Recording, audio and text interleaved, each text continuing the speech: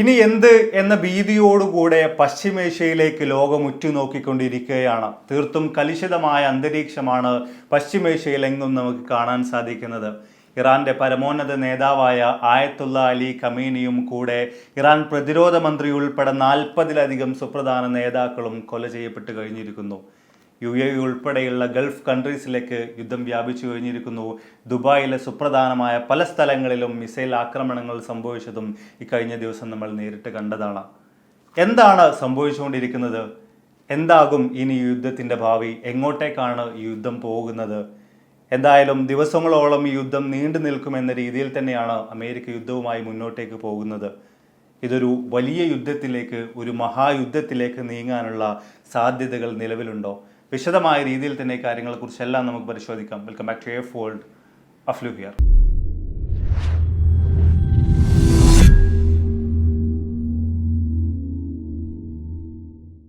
ഇന്നേ ദിവസം പുറത്തു വന്നുകൊണ്ടിരിക്കുന്ന ഏറ്റവും വലിയ വാർത്ത എന്ന് പറയുന്നത് ഇറാൻ, ഇസ്രായേൽ, അമേരിക്ക യുദ്ധം ആരംഭിച്ച് മണിക്കൂറുകൾക്കുള്ളിൽ തന്നെ ഇറാന്റെ സുപ്രീം കമാൻഡറായിട്ടുള്ള, സുപ്രീം ലീഡറായിട്ടുള്ള ആയത്തുള്ള അലി ഖമീനിയും അതുപോലെ തന്നെ 40-ലധികം വരുന്ന സുപ്രധാന മറ്റു നേതാക്കളും കൊല ചെയ്യപ്പെട്ടു എന്ന് പറയുന്ന കാര്യങ്ങളാണ്. ഇവിടെ നമ്മൾ പരിശോധിച്ച് നോക്കുകയാണെങ്കിൽ ഈ കഴിഞ്ഞ ദിവസങ്ങളിലൊക്കെ ആയിട്ട് ഈ ഒരു കാര്യത്തിന് വേണ്ടിയിട്ടുള്ള, ഒരു യുദ്ധത്തിന് വേണ്ട, ഒരു അറ്റാക്കിന് വേണ്ടിയിട്ടുള്ള എല്ലാ വിധത്തിലുള്ള കാര്യങ്ങളും സർവ്വസജ്ജമാക്കിയ രീതിയിലായിരുന്നു ഇസ്രായേലും അമേരിക്കയും നിലയുറപ്പിച്ചിട്ടുണ്ടായിരുന്നത്.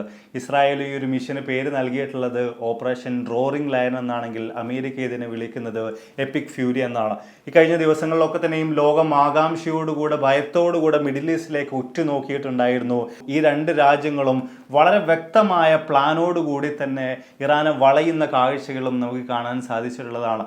ലോകത്തിലെ തന്നെ ഏറ്റവും വലിയ വിമാനവാഹിനി കപ്പലുകളായിട്ടുള്ള USS എബ്രഹാം ലിങ്കനും അതുപോലെ തന്നെ USS ജെറാൾഡ് R4 പോലുള്ള കപ്പലുകൾ, അതോടൊപ്പം അനവധിയായിട്ടുള്ള യുദ്ധക്കപ്പലുകൾ, 10,000-കണക്കിന് വരുന്ന സൈനികർ, എല്ലാം കൊണ്ടും സജ്ജമായ നിലയിൽ തന്നെയായിരുന്നു ഈ ഒരു മിഷനിലേക്ക് ഈ രണ്ട് രാജ്യങ്ങളും ഒരുപോലെ തന്നെ ഇറങ്ങി തിരിച്ചിട്ടുണ്ടായിരുന്നത്. വളരെ കൃത്യമായ രീതിയിൽ തന്നെ മുന്നോട്ടേക്ക് പോയിട്ടുണ്ടായിരുന്ന അവർക്ക് വളരെ ചുരുങ്ങിയ മണിക്കൂറുകൾക്കുള്ളിൽ തന്നെ ഇറാൻ എന്ന് പറയുന്ന രാജ്യത്തിൻ്റെ സുപ്രധാന നേതാക്കളെ ഈ ലോകത്ത് നിന്ന് തുടച്ചു നീക്കാനും സാധിക്കുകയുണ്ടായി. ഈ ഒരു വീഡിയോയിലൂടെ നമ്മൾ വിശദമായിട്ട് പരിശോധിക്കാൻ പോകുന്നത് എന്താണ് പെട്ടെന്ന് ഇത്തരത്തിലുള്ളൊരു യുദ്ധത്തിലേക്ക് നീങ്ങാനുണ്ടാക്കിയ കാരണങ്ങൾ എന്നാണ്. അതിനുശേഷം നമ്മൾ എന്തൊക്കെയാണ് ഇതുവരെ സംഭവിച്ചു കഴിഞ്ഞിട്ടുള്ളത്, അതിൻ്റെ ഒരു അനന്തരഫലങ്ങൾ എന്തെല്ലാമാണ്, ഏതൊക്കെ രാജ്യങ്ങളിലാണ് ഇതുമായി ബന്ധപ്പെട്ട വ്യത്യസ്ത പ്രത്യാഘാതങ്ങൾ ഉണ്ടായിട്ടുള്ളത്, എത്രത്തോളം മരണം സംഭവിച്ചിട്ടുണ്ട് എന്ന കാര്യങ്ങളൊക്കെ നമ്മൾ വിശദമായിട്ട് മനസ്സിലാക്കുന്നുണ്ട്.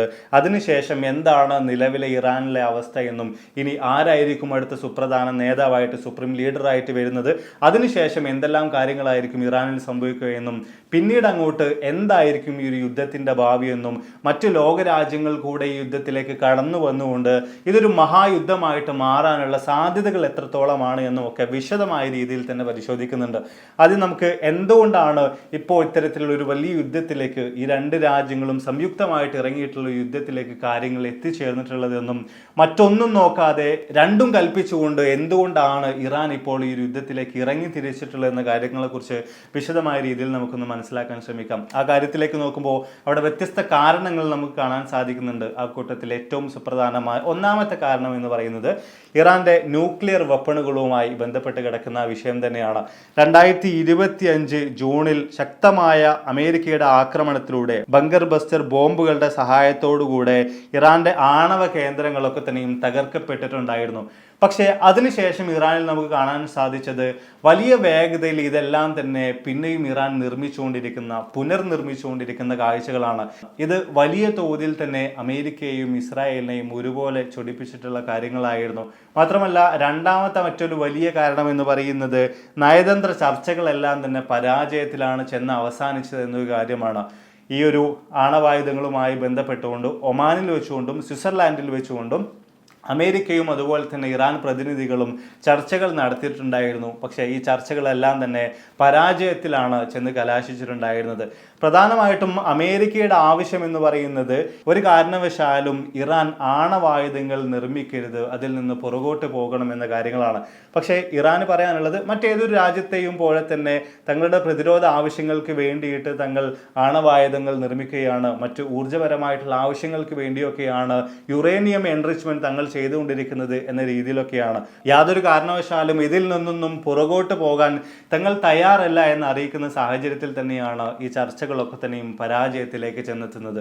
അതോടൊപ്പം തന്നെ നമുക്ക് കാണാൻ സാധിക്കുന്ന മറ്റൊരു കാര്യം, ബലസ്റ്റിക് മിസൈലുകളുടെ നിർമ്മാണം കൂടെ ഇറാൻ അവസാനിപ്പിക്കണമെന്നൊരു ആവശ്യം US മുന്നോട്ടേക്ക് വെച്ചിരുന്നു എന്ന കാര്യമാണ്. എന്തൊക്കെ തന്നെയായാലും ഇതോടുകൂടെ വരുന്ന മറ്റൊരു മൂന്നാമത്തെ വലിയൊരു കോസ് എന്ന് പറയുന്നത്, ഈ ഒരു യുദ്ധത്തിലേക്ക് നയിച്ചിട്ടുള്ള കാരണം എന്ന് പറയുന്നത്, അത് ചൈന റഷ്യ ഇടപെടലുകളാണ്.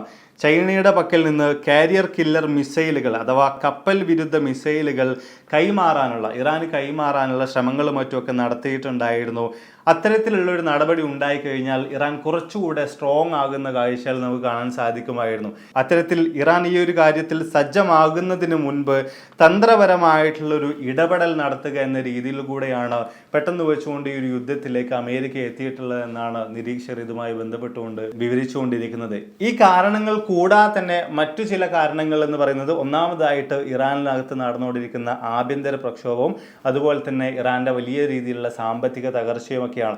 ഇതെല്ലാം കൂടെ ഒത്തുചേർന്നപ്പോൾ തന്നെയാണ് വലിയൊരു യുദ്ധത്തിലേക്ക് ഈ രാജ്യങ്ങളെല്ലാം തന്നെ ഒരുപോലെ ഇന്ന് ഇറങ്ങി തിരിച്ചിട്ടുള്ളത്. ഇന്നലെ നടന്ന സംഭവങ്ങളെ കുറിച്ച് ടൈം ലൈൻ കൃത്യമായിട്ട് നമ്മളൊന്ന് പരിശോധിച്ച് നോക്കുകയാണെങ്കിൽ, ഈ ഒരു യുദ്ധം ആദ്യം തന്നെ തുടക്കം കുറിക്കുന്നത് ഇസ്രായേലാണ്. എപ്പിക് ഫ്യൂരി എന്ന അവരുടെ മിഷൻ ആരംഭിക്കുന്നുണ്ട്. അതിന്റെ ഭാഗമായിട്ട് തെഹ്റാനിൽ ഭരണകൂട കേന്ദ്രങ്ങൾക്ക് നേർക്കും അതുപോലെ തന്നെ പ്രധാന നേതാക്കളുടെ വസതികൾക്ക് നേർക്കുമൊക്കെയുള്ള ശക്തമായിട്ടുള്ള മിസൈൽ ആക്രമണങ്ങൾ നടക്കുന്നുണ്ട്. സാധാരണഗതിയിൽ ഇത്തരം ഒരു അറ്റാക്ക് നടന്ന് മണിക്കൂറുകൾക്ക് ശേഷമായിരിക്കും പിന്നീട് ഒരു പ്രത്യാക്രമണം ഉണ്ടാകാറുള്ളത്. എന്നാൽ ഈ ഒരു ആക്രമണം നടന്ന് കുറഞ്ഞ സമയത്തിനുള്ളിൽ തന്നെ ഇറാൻ തിരിച്ചടിക്കുന്ന കാഴ്ചകളാണ്, ഇസ്രായേലിന് നേർക്ക് തിരിയുന്ന കാഴ്ചകളാണ് നമുക്ക് കാണാൻ സാധിച്ചിട്ടുണ്ടായിരുന്നത്. അതിന്റെ ഭാഗമായിട്ട് ഇസ്രായേലിന് നേർക്ക്, ഇസ്രായേലിന്റെ വ്യത്യസ്ത മേഖലകൾക്ക് നേർക്കും ശക്തമായ രീതിയിലുള്ള മിസൈൽ ഡ്രോൺ ആക്രമണങ്ങൾ ഇറാൻ അഴിച്ചുവിടുകയുണ്ടായി. അതോടൊപ്പം US-ന് നേർക്ക് എങ്ങനെയാണ് ഇറാൻ തിരിച്ചടിച്ചത് എന്ന കാര്യം നമ്മൾ വ്യക്തമായിട്ട് തന്നെ കണ്ടിട്ടുള്ളതാണ്. മിഡിൽ ഈസ്റ്റിനെ സംബന്ധിച്ചിടത്തോളം വ്യത്യസ്ത രാജ്യങ്ങളിലായിട്ട് അവിടങ്ങളിലൊക്കെ തന്നെയും US മിലിറ്ററി ബേസുകൾ നമുക്ക് കാണാൻ സാധിക്കുന്നുണ്ട്. അതായത് Egypt, Saudi, Oman, UAE, Qatar, Bahrain, Iraq, Syria തുടങ്ങിയ രാജ്യങ്ങളിലൊക്കെ തന്നെയും 8 മിലിറ്ററി ബേസുകളും 11 മിലിറ്ററി എസ്റ്റാബ്ലിഷ്മെന്റുകളും ഒക്കെ ആയിട്ട് സർവ്വസജ്ജമായ നിലയിൽ തന്നെയാണ് US നിലയുറപ്പിച്ചിട്ടുണ്ടായിരുന്നത്. ഇവകൾക്ക് നേർക്കാണ് ഇറാൻ ആക്രമണങ്ങൾ അഴിച്ചുവിട്ടിട്ടുണ്ടായിരുന്നത്. ഇതിന്റെ ഭാഗമായിട്ട് ആദ്യമായിട്ട് UAE-യിൽ, പ്രത്യേകിച്ച് അബുദാബിയിൽ മിസൈൽ ആക്രമണം ഉണ്ടാവുകയും ആ ആക്രമണത്തിൽ ഒരു വ്യക്തി കൊല ചെയ്യപ്പെടുകയും ചെയ്തു എന്ന വാർത്ത ആദ്യം തന്നെ നമുക്ക് കാണാൻ സാധിക്കുകയുണ്ടായി.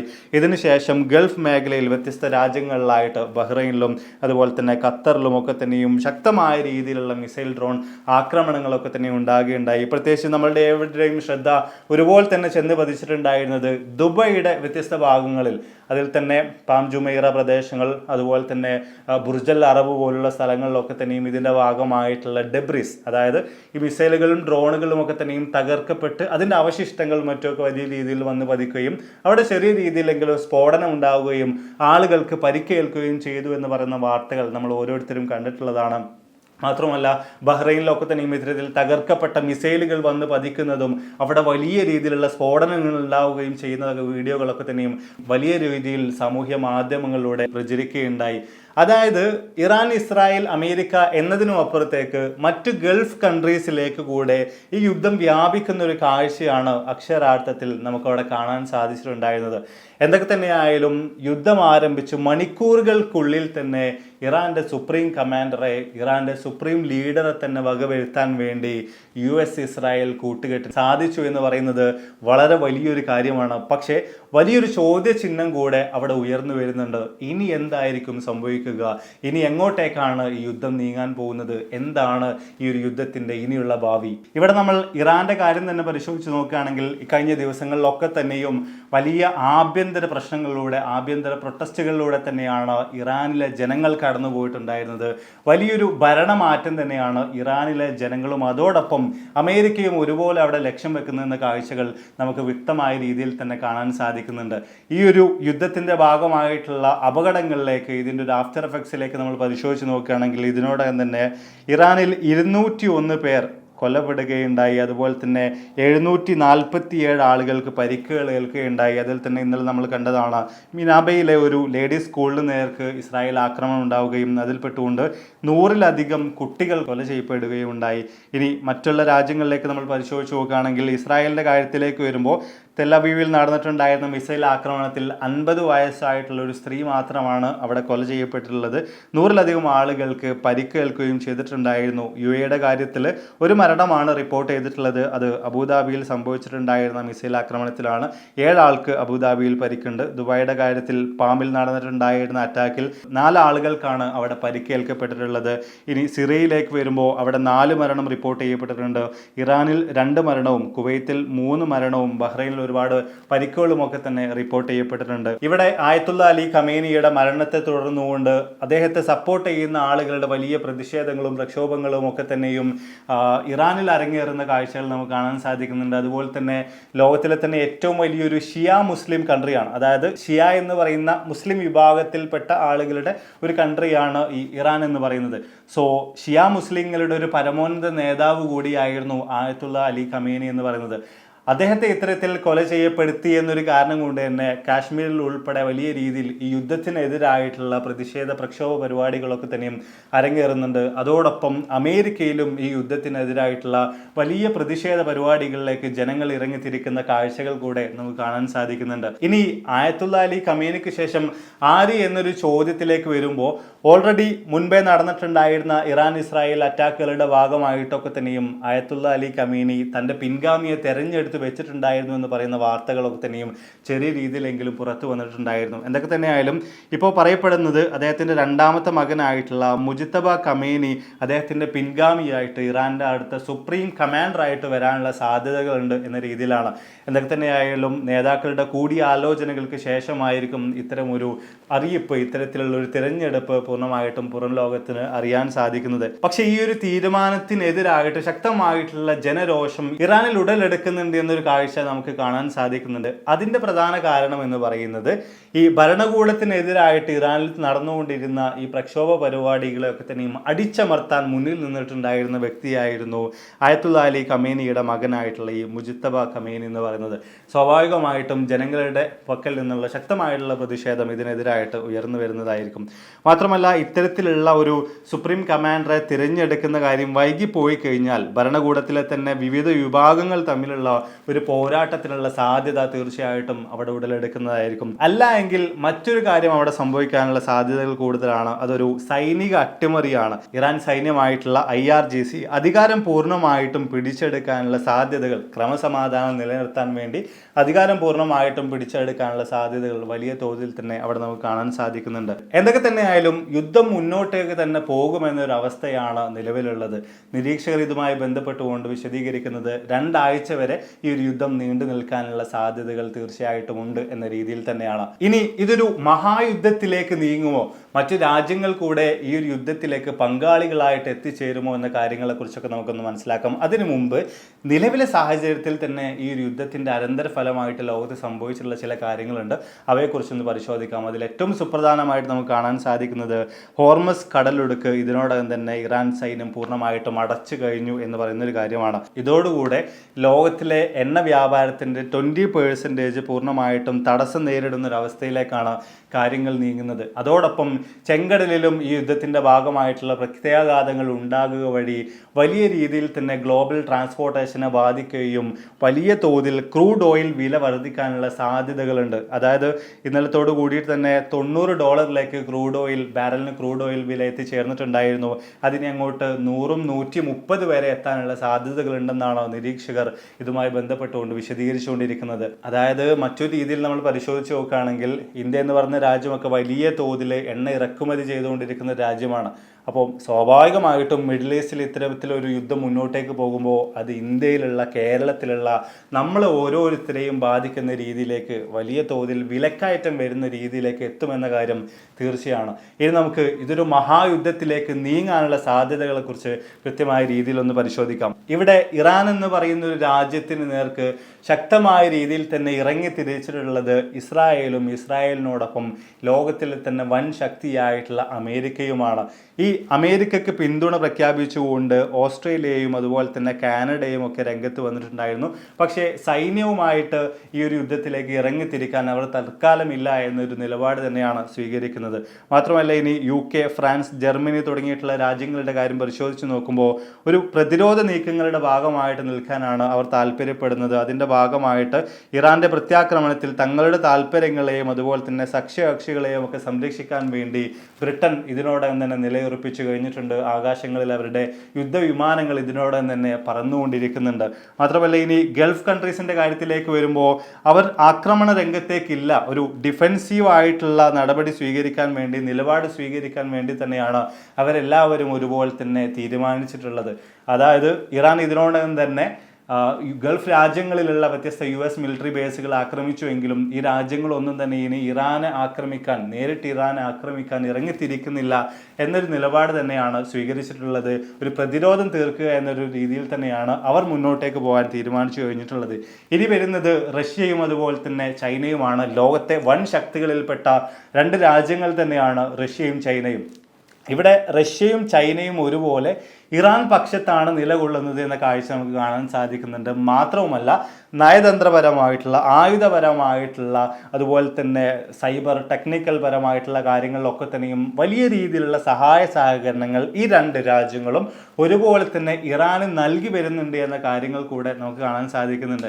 എങ്കിൽ കൂടെയും നിലവിലെ സാഹചര്യത്തിൽ നേരിട്ട് യുദ്ധമുഖത്തേക്ക് ഇറങ്ങിത്തിരിക്കാനോ അല്ലെങ്കിൽ സൈന്യത്തെ വിട്ടു നൽകാനോ ഒന്നും തന്നെ ഇവർ തയ്യാറല്ല. പകരം ആയുധങ്ങളും സാങ്കേതികപരമായിട്ടുള്ള സഹായങ്ങളും നിർദ്ദേശങ്ങളും ഒക്കെ നിരന്തരമായി തന്നെ ഈ രാജ്യങ്ങൾ ഇറാന് നൽകി വരുന്നുണ്ട്. അതോടൊപ്പം ഇറാൻ പക്ഷത്തേക്ക് നോക്കുമ്പോൾ ഇറാന്റെ പ്രോക്സികൾ, ഇറാന്റെ സഖ്യകക്ഷികളായിട്ടുള്ളത് യമനിലെ ഹൂത്തികൾ, അതുപോലെ തന്നെ ലെബനനിലെ ഹിസ്ബുള്ള, അതുപോലെ ഇറാഖിലെ ഷിയ മിലീഷ്യകൾ, അങ്ങനെ തുടങ്ങിയിട്ടുള്ള ഗ്രൂപ്പുകളൊക്കെ തന്നെയും ഇതിനോടകം തന്നെ ഇറാനോട് പങ്കുചേർന്ന് കഴിഞ്ഞിട്ടുണ്ട്, ഈ ഒരു യുദ്ധത്തിലേക്ക് ഇറങ്ങി തിരിച്ചിട്ടുണ്ട്. അപ്പം പല നിരീക്ഷകരും ഇതുമായി ബന്ധപ്പെട്ടുകൊണ്ട് വിശദീകരിച്ചുകൊണ്ടിരിക്കുന്നത് ഒരു പക്ഷേ ഇനി അങ്ങോട്ട് ഈ പ്രോക്സികളെ ഉപയോഗിച്ചുകൊണ്ടുള്ളൊരു ഗൊറില്ല യുദ്ധതന്ത്രമായിരിക്കാം പ്രധാനമായിട്ടും ഇറാൻ മുന്നോട്ടേക്ക് കൊണ്ടുപോകാൻ ഉദ്ദേശിക്കുന്നത് എന്ന രീതിയിലൊക്കെയാണ്. ഇവിടെ നമ്മൾ ഈ പരാമർശിച്ചതുപോലെ മറ്റ് രാജ്യങ്ങൾ കൂടെ വലിയ തോതിൽ ഈ യുദ്ധത്തിലേക്ക് കടന്നു വന്നാൽ, പ്രത്യേകിച്ച് ബ്രിട്ടൻ ഒരു ഭാഗത്ത് നിന്ന് വരുന്നു, റഷ്യയും ചൈനയും ഒക്കെ മറുഭാഗത്ത് നിന്ന് വരുന്നു, അങ്ങനെ ഒരു സ്ഥിതിവിശേഷം ഉണ്ടായിക്കഴിഞ്ഞാൽ തീർച്ചയായിട്ടും ഇതൊരു മഹായുദ്ധത്തിലേക്ക് നീങ്ങാനുള്ള എല്ലാ വിധത്തിലുള്ള സാധ്യതകളും കൃത്യമായ രീതിയിൽ നമുക്കവിടെ നോക്കി കാണാൻ സാധിക്കുന്നുണ്ട്.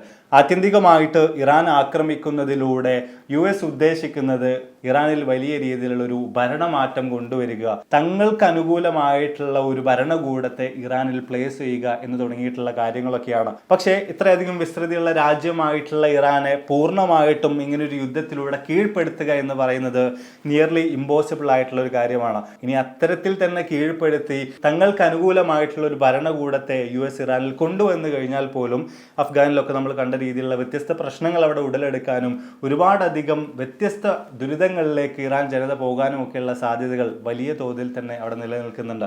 ഇനി മറ്റൊരു സാധ്യത എന്ന് പറയുന്നത് ഏതാനും ദിവസം യുദ്ധം മുന്നോട്ടേക്ക് പോയതിനു ശേഷം പിന്നീടുള്ള കൂട്ടായിട്ടുള്ള ചർച്ചകളിലൂടെ, സമാധാന ശ്രമങ്ങളിലൂടെയൊക്കെ തന്നെയും യുദ്ധം അവസാനിക്കുക എന്ന് പറയുന്നൊരു കാര്യമാണ്. തീർച്ചയായിട്ടും അവിടെ UN പോലുള്ള സംഘടനകളൊക്കെ തന്നെ ഇടപെടലുകൾ ലോകം ഉറ്റുനോക്കുന്ന കാര്യങ്ങളാണ്. എത്രത്തോളം ഈ കാര്യങ്ങൾ യാഥാർത്ഥ്യത്തിലേക്ക് എത്തും, എത്രത്തോളം ഒരു സമാധാനം ഇതിലൂടെയൊക്കെ പുലരുമെന്ന കാര്യങ്ങളൊക്കെ തീർച്ചയായിട്ടും നമ്മൾ ഓരോരുത്തരും കണ്ടറിയേണ്ട, നോക്കിയിരുന്ന് കാണേണ്ട കാര്യങ്ങൾ തന്നെയാണ്.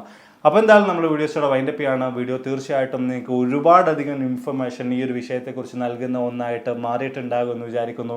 നമ്മളൊക്കെ സംബന്ധിച്ചിടത്തോളം നമ്മളുടെ പരിചയത്തിലുള്ള ഒരുപാടധികം ആളുകൾ ഗൾഫ് കൺട്രീസിലുണ്ട്. അവിടങ്ങളിൽ ഇത്തരത്തിൽ വലിയ ആക്രമണങ്ങൾ ഉണ്ടാകുക എന്ന് പറയുമ്പോൾ നമുക്കൊക്കെ തന്നെയും ഭീതിയുള്ള കാര്യങ്ങൾ തന്നെയാണ്. യുദ്ധം വലിയ രീതിയിൽ മുന്നോട്ടേക്ക് പോകാതെ എത്രയും പെട്ടെന്ന് തന്നെ അവസാനിക്കട്ടെ എന്നും ലോകത്ത് സമാധാനം പുലരട്ടെ എന്നും ആത്മാർത്ഥമായിട്ട് തന്നെ നമുക്ക് ആഗ്രഹിക്കാം. ഇവിടെയൊക്കെ തന്നെയും നമ്മൾ ഓരോ തവണയും പറയുന്നത് പോലെ ഏറ്റവും വലിയ ക്രൂരതകൾ അനുഭവിക്കുന്നത്, ഏറ്റവും വലിയ നാശനഷ്ടങ്ങൾ നേരിടേണ്ടി വരുന്നത് ഈ രാജ്യങ്ങളിലൊക്കെ തന്നെയുള്ള സാധാരണക്കാരായിട്ടുള്ള ആളുകൾ തന്നെയാണ്. പലപ്പോഴും ഈ നേതാക്കളുടെ സ്വാർത്ഥ താല്പര്യങ്ങളുമായിട്ട് അവർ മുന്നോട്ടേക്ക് പോകുമ്പോൾ ഈ സാധാരണക്കാർ അവിടെ ബലിയാടുകളാകുന്ന കാഴ്ചകളാണ് നമുക്ക് എല്ലാ യുദ്ധങ്ങളിലും ഒരുപോലെ തന്നെ കാണാൻ സാധിക്കുന്നത്. സോ എത്രയും പെട്ടെന്ന് തന്നെ യുദ്ധങ്ങൾ അവസാനിക്കട്ടെ എന്ന് ആത്മാർത്ഥമായിട്ട് ആഗ്രഹിച്ചുകൊണ്ട് വീഡിയോ അവസാനിപ്പിക്കുന്നു. വീഡിയോ കുറിച്ചുള്ള നിങ്ങളുടെ അഭിപ്രായങ്ങൾ തീർച്ചയായിട്ടും താഴ്ന്ന് രേഖപ്പെടുത്താൻ മറക്കരുത്. അപ്പോൾ ഇതിൽ നല്ല ഒരുപാട് വീഡിയോകളുമായിട്ട് കണ്ടുമുട്ടാമെന്ന പ്രതീക്ഷയോടെ ബൈ.